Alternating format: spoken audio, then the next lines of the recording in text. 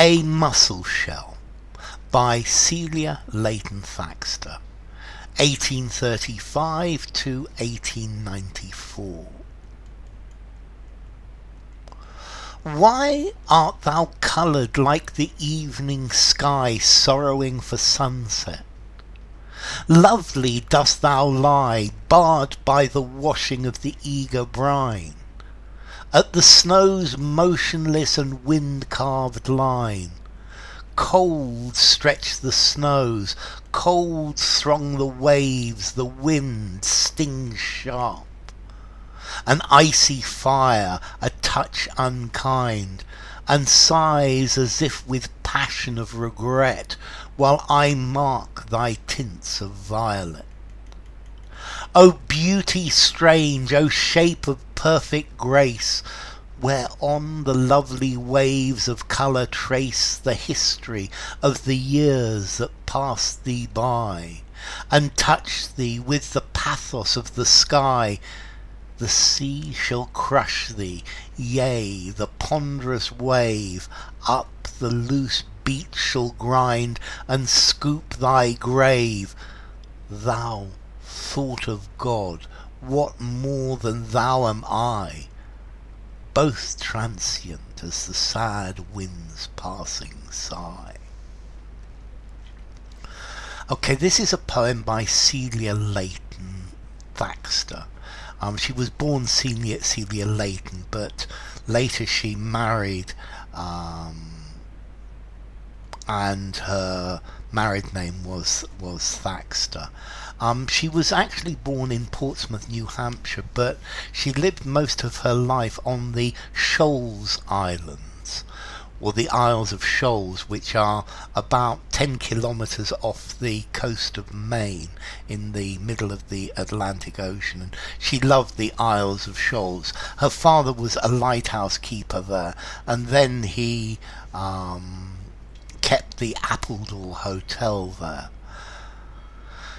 So what's this about? Well, this poem is, I think she's walking down the beach, and it's winter and it's snowing and it's cold, and she sees a mussel shell, and she's describing the beauty of this mussel shell, and she's thinking about the world, she's thinking about life, and she's thinking about how unimportant her life is, that her life and all of our lives, we are part of nature, but no more than just this mussel shell, that we are all equal, all just thoughts of God, which then came into existence.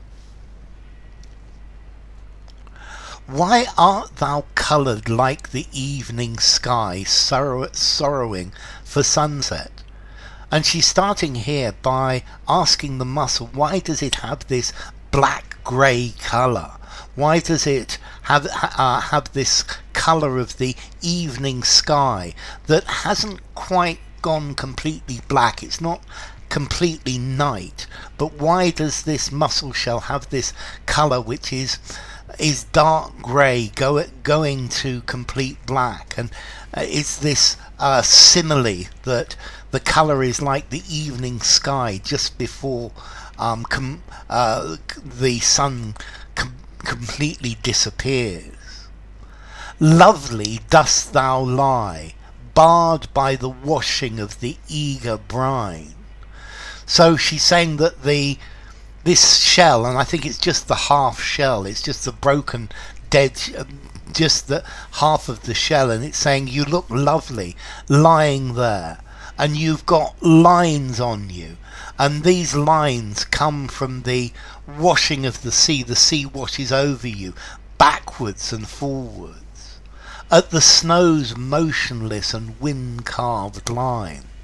And this shell is on the line. I think this is perhaps on the high tide line, where all of the things are washed up, and I think it's cold, and there's snow everywhere, but the snow stops at this point because the snow is is not going to freeze the sea, and then you have the water which comes out. So this shell is there on the very edge, the edge of the flotsam and jetsam.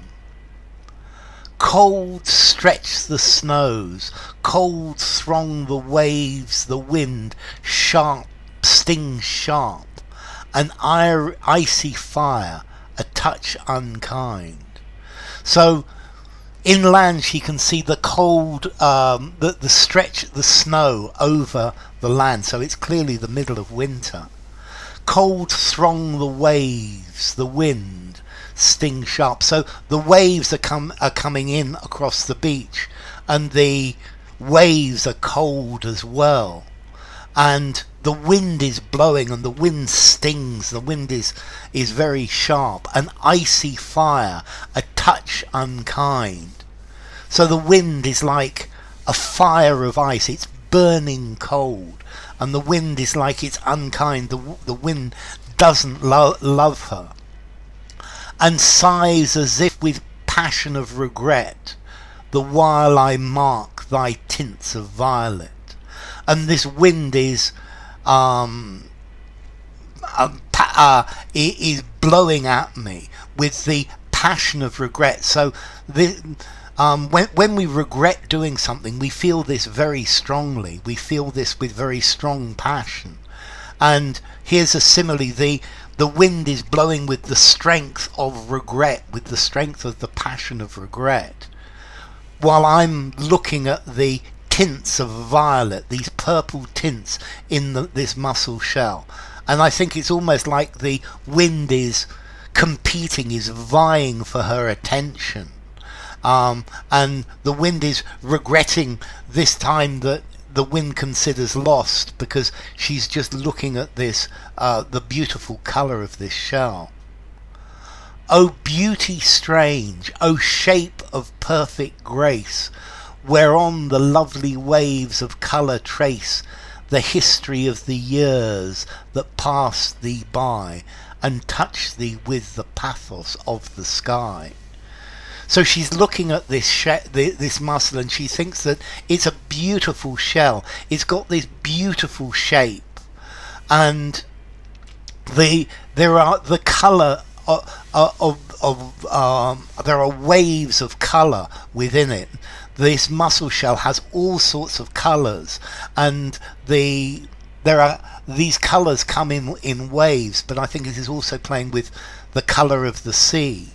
And she can see that each of these waves of colour is talking about the history of this shell, of